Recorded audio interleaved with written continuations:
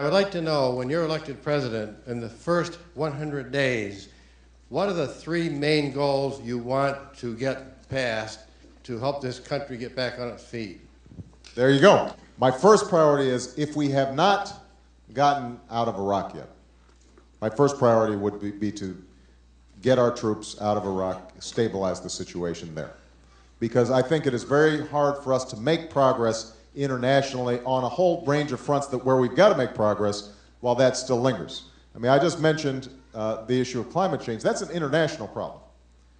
But unless we've got some credibility in the world, it's hard for us then to go to China and India and other fast-growing countries that are putting in a coal-powered plant just about every day without us actually doing something about our own situation here at home.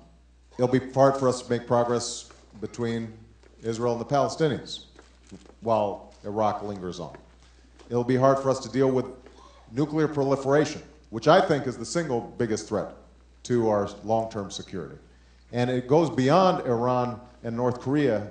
As serious as those problems are, the fact is we've got many countries that potentially have the technology, the capacity to start developing nuclear weapons.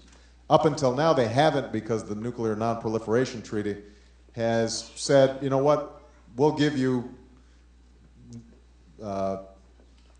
nuclear power as long as you don't develop it into weapons. But that whole regime is starting to break down, and we've got to restore.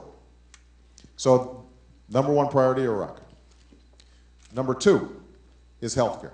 I think that we are going to have to set up a system where, first of all, for those who don't have health insurance, the 45 million who don't have health insurance, they are able to buy into the kind of healthcare plan that I enjoy as a member of Congress, and every other federal employee does. It doesn't make sense. It doesn't make sense for me to have this healthcare and my bosses, the taxpayers, don't. So they're going to be able to buy into a pool that enjoys group rates. Insurance companies that want to participate, they can't discriminate it on the basis of pre-existing conditions. Drug companies who want to participate, you're going to have to negotiate for the cheapest prices on prescription drugs. And for those people who can't afford to buy into the system, even with group rates that are set relatively low, then we provide a subsidy to make sure that everybody is covered. The second component is a catastrophic insurance aspect to it. And what that does is it helps those who have insurance but are seeing their premiums going up every year. And I'm sure there are people here who have seen this, because families in the last 5 years have seen their premiums go up an average of 87%. And small businesses and large businesses are burdened by these rising costs.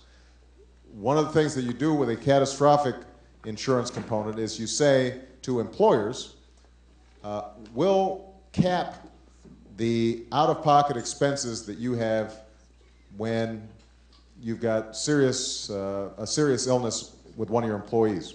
Let's say we cap it at $1 million or something. That way we can stabilize premiums. It's basically a reinsurance program that allows us to stabilize premiums as long as the savings in those premiums are passed on to the employees. They can't be pocketed by the employers. They've got to be passed on to the employees. But that can help control the costs, and we estimate we could save a family of four as much as $1,000 a year on their premiums. That would be important. Now, the third aspect of it is we've got to actually save money in the system as it's already constituted. It doesn't make sense for us to simply put more money into a system that is not well designed. So we've got to put more money into prevention.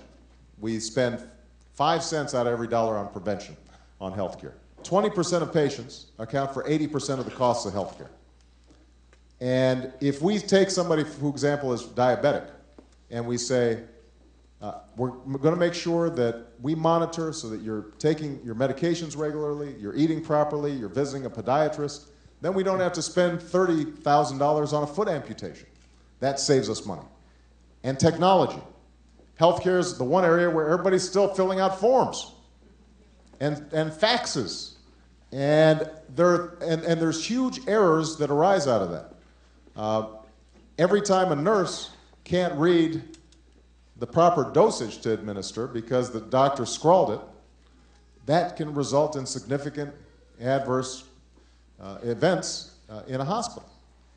You do those three things, we can save $75 billion every year that can then be applied to the subsidies to help make sure that everybody has basic health care. So, and the last domestic issue that I would want to just make mention of is education. I think on that front, expanding early childhood education and really promoting teaching as a profession are the two single most important things that we can do on the education front. So.